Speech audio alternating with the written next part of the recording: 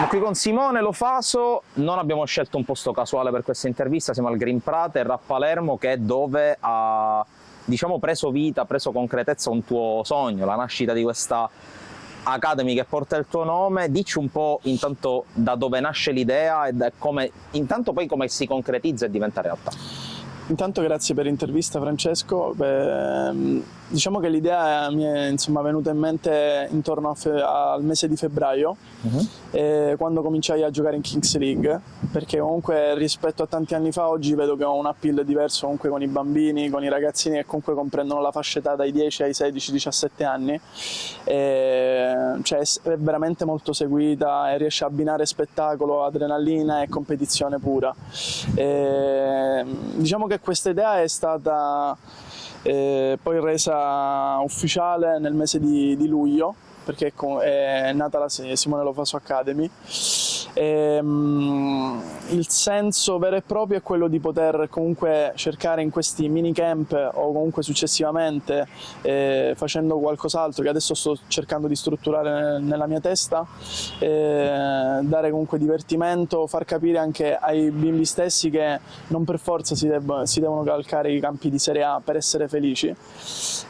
ma il mezzo è sempre quel pallone lì, quindi ovunque si fa è bello farlo con entusiasmo, energia, allegria, e devo dire che questo camp mi ha dato feedback positivi al massimo, perché ho visto i bambini sotto a questa temperatura nel mese di agosto allenarsi, dedicarsi, poi in maniera molto carina con i tecnici abbiamo messo dei premi, quali le mie maglie, le mie scarpe e tante altre cose, cioè vedevo totalmente la loro disponibilità. La cosa più bella dei bambini e dei ragazzini è che comunque fanno tutto questo realmente per divertimento e oggi non lo vedono come un lavoro. Ecco, alla lunga, dopo che si è chiusa questa esperienza, al di là di quelli che possono essere i numeri, i risultati, diciamo, che vi eravate prefissati, cosa ti è rimasto dentro? Sicuramente ti ripeto, l'impatto che come prima esperienza di avere a che fare con i bambini, c'è anche nella maniera più carina il bambino che ti chiama mister e comunque vede che in quella settimana noi abbiamo cercato in tutti i modi di migliorarli anche dal punto di vista individuale e non solo collettivo, è qualcosa che poi sono attestati di stima quando magari su Instagram o quando al campo i genitori ci hanno fatto tanti complimenti, perché comunque davvero siamo riusciti a unire la parte umana con la parte tecnica, tattica e anche individuale dal punto di vista proprio come metodologia di crescita in quella settimana. Quindi la prospettiva a questo punto è ridarsi appuntamento per l'estate del 26 e fare la seconda edizione? No, in teoria ne vorrei fare un'altra prima di fine anno, e devo un attimo capire come sono organizzato soltanto con gli impegni. Ecco, quando dici impegni è inutile girarci intorno, si parla di Kings League. Intanto dici un po' come nasce questo avvicinamento e come l'hai vissuto fino a che non hai debuttato con i Boomers.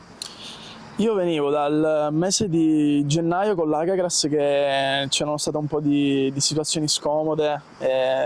non vincevamo praticamente più una partita, la squadra era allo sbando,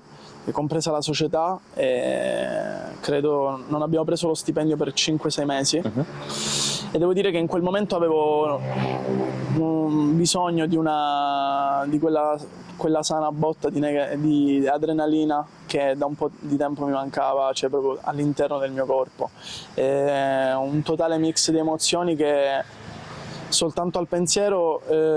mi fa stare oggi bene, perché comunque ho ritrovato la serenità, la competitività,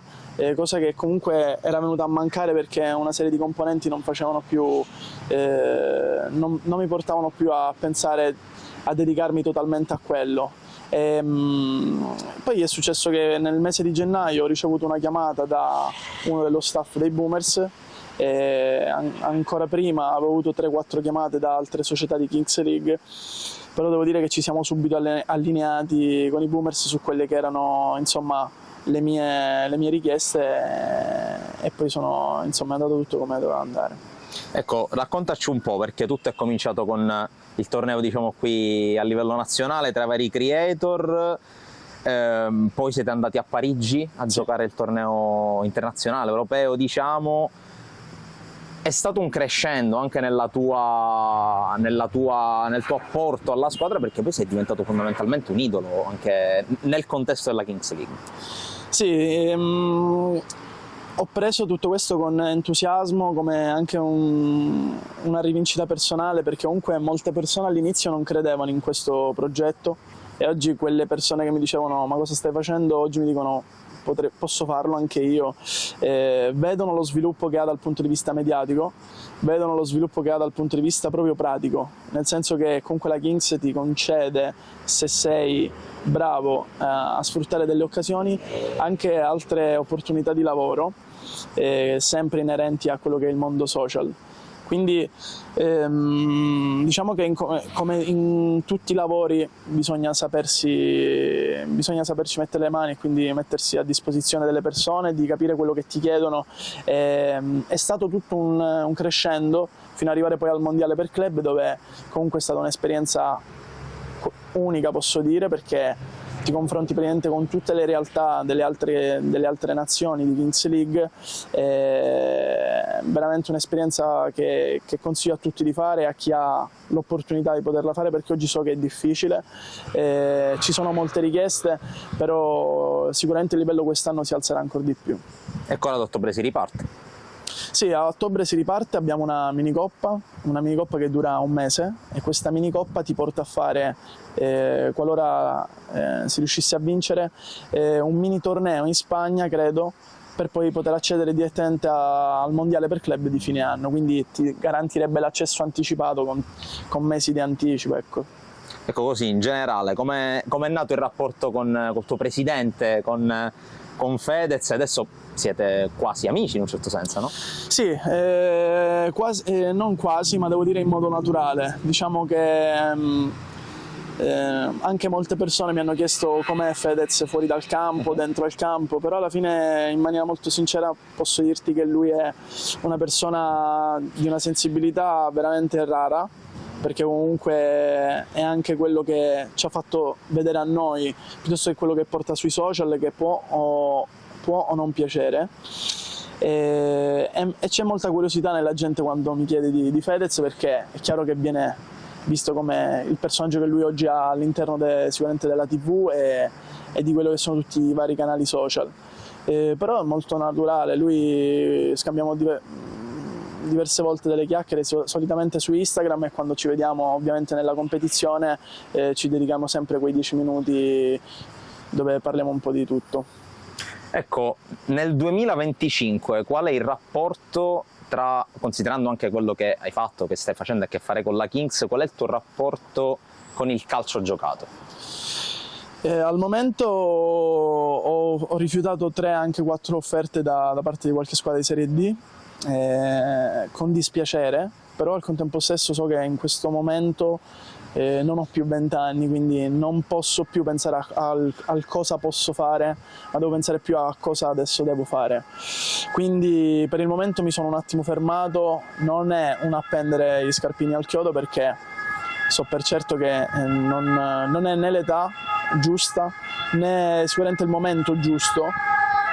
però devo agire più con quello che oggi il mio cervello può sviluppare, quindi quest'anno mi vorrei dedicare più all'Academy, alla Kings League e a tutto quello che c'è attorno, ecco. Ecco, si può dire, considerando anche chi ha fatto parte anche dello scorso campionato della Kings League, penso allo Iodice, penso a Picci, sì, ma tanti altri che vi hanno giocato, che può anche essere in un certo senso la Kings League un trampolino per quei giocatori, come nel tuo caso, che hanno avuto una gioventù sfavillante, poi qualche anno un pochettino meno sulla cresta dell'onda, anche per restare sul pezzo e per consentire anche magari a qualche società che ha dei progetti importanti di dire: giocatori come Simone Lofaso possono ancora farcela. Sì, certo. Oltre a questo comunque viene in maniera molto naturale l'aspetto social, perché comunque poi Kings è brava nel saper far maturare determinate situazioni con alcuni giocatori, però è tutto quello che ti crei. È chiaro che se fai 3-4 gol a partita riesci ad avere un appeal totalmente diverso rispetto a chi comunque non fa un gol. Chi fa un gol è tutta una questione, come nel calcio, come nella vita, di quello che tu crei e la gente che sviluppa. Quindi in questo momento a me mi ha dato di nuovo quella botta di felicità, quel fatto di essere sereno che mi mancava da tanti anni, perché tutti sappiamo delle cose storte purtroppo che esistono in Serie D, ma anche in altre categorie dove comunque questo non sta a me dirlo, però oggi sono contento così, quindi va bene. Ecco, tornando un po' al tuo approccio alla Kings League, c'è stata una regola o più di una regola che proprio non ti entrava in testa? No, devo dire che sono stato veramente subito, mi sono calato nella realtà, ho subito capito le regole, tutte le card speciali che ci sono all'interno della partita, quindi prima impari meglio è, perché se no ti viene difficile a capire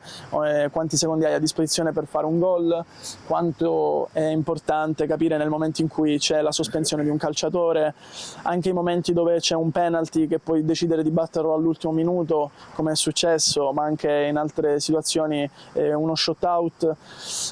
Sono delle dinamiche che devi comunque giocare 2 o 3 partite per cercare di capire alla svelta. Ecco, facciamo un piccolo saltino dall'arena della Kings allo stadio Renzo Barbera, che è stato un po' la tua casa fino a un certo punto della tua carriera. Sicuramente starei guardando, starei seguendo sì. il Palermo. Intanto che impressione ti sta facendo? Che impressione ti sta facendo Inzaghi? E dove magari lo riesci a collocare, visto che ancora è presto, la seconda giornata si è giocata, però qualcosina forse si è già visto. Scelta dell'allenatore indubbiamente perfetta, allenatore che l'anno scorso ma anche negli anni prima ha dimostrato che è un top allenatore per la categoria. Non a caso stiamo parlando di un giocatore che credo abbia fatto 400 gol in Serie A o 350 gol in Serie A. È un po' quello che semini e quello che raccogli. Non a caso il fratello è un grandissimo allenatore, quindi credo che il Palermo quest'anno abbia tutte le carte in regola finalmente rispetto agli altri anni, dove comunque secondo me non è mancata molto la guida tecnica. Io ho avuto come allenatore Eugenio Corini e devo dire che anche se comunque sì, si è lasciato in buoni rapporti, però la gente non è rimasta soddisfatta sicuramente del lavoro svolto. Era una persona, e comunque credo che lui vantasse anche di 2 promozioni in Serie A con Brescia e Lecce. Però nel presente vedo molto bene Inzaghi, anche vedendo queste prime partite, sia tra quelle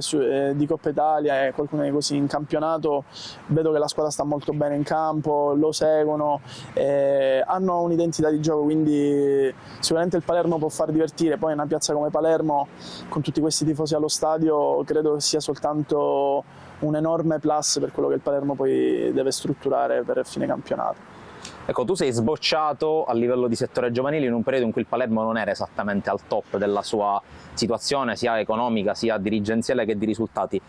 Era un piccolo rimpianto di dire, se fossi magari capitato un paio d'anni dopo, sotto la cura del City Football Group, magari anche la mia carriera sarebbe stata diversa. Sì, diciamo che questa è la prima volta che lo racconto. L'unica cosa che a me ha dato molto dispiacere e ha creato un senso di disagio era proprio il fatto di essere rimasto nel Palermo dai pulcini alla prima squadra dopo la primavera. In quel momento avevo veramente tante richieste in Italia, ma il mio desiderio più grande, che è quello credo di qualsiasi bambino, come posso fare l'esempio di questi ragazzini che sono venuti al camp,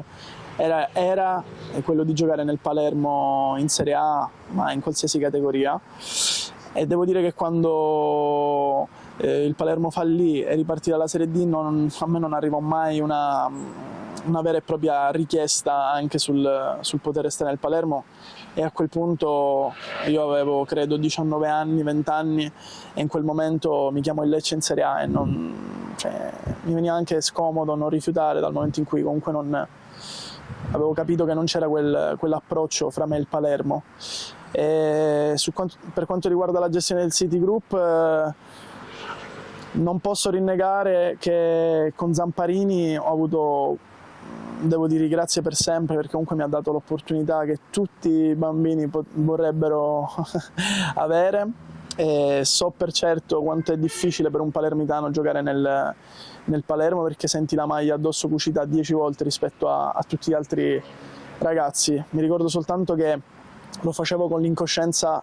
positiva, non mi interessava sbagliare, perché comunque ricordo che comunque mi facevo anche trascinare dal fatto che c'era l'entusiasmo di avere questo ragazzo palermitano in squadra, quindi un po' di cose mi riuscivano in campo e ho solamente ricordi bellissimi e tifo sempre Palermo e spero sempre che il Palermo possa avere migliori successi, perché una città come questa, con tutto quello che c'è all'interno di Palermo, oltre ai monumenti storici, proprio la qualità della vita e quello che ti riesce a trasmettere Palermo è qualcosa di unico. Non a caso, con tanti calciatori con la quale ho giocato, molti si sono trasferiti definitivamente a Palermo e molti ogni volta che vanno via da Palermo piangono, quindi un motivo ci sarà. Ecco, chiudiamo con la domanda forse più importante. Siamo ormai alle soglie dei 27-28 anni? 28 anni a febbraio. 28 anni a febbraio. Possiamo ormai, te lo stai già chiedendo, presumo da un po' di tempo, cosa vuole fare Simone Lofaso da grande? Cosa vuole fare? Vuole divertirsi,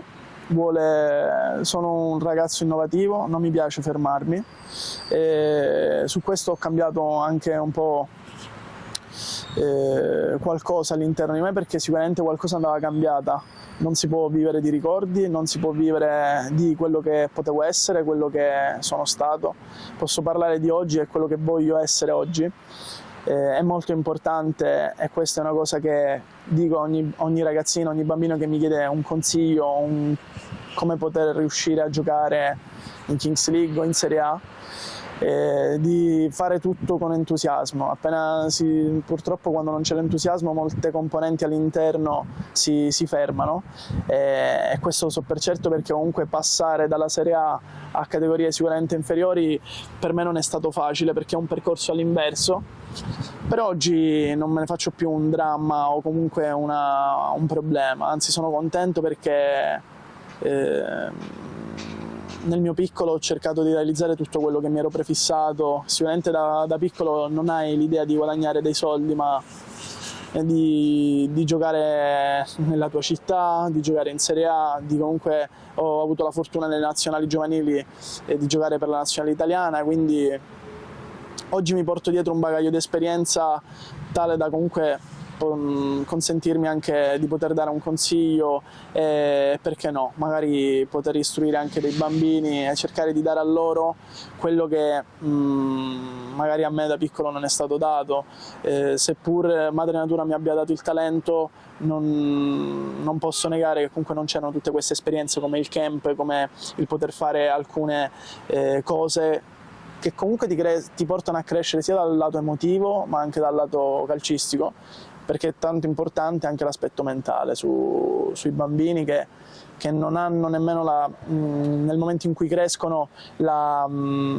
percezione di quello che si fa, ma sono molto naturali anche nel gesto tecnico, ma anche quando ti chiedono qualcosa, quindi è proprio bello quello, è quella la cosa che più mi affascina di loro.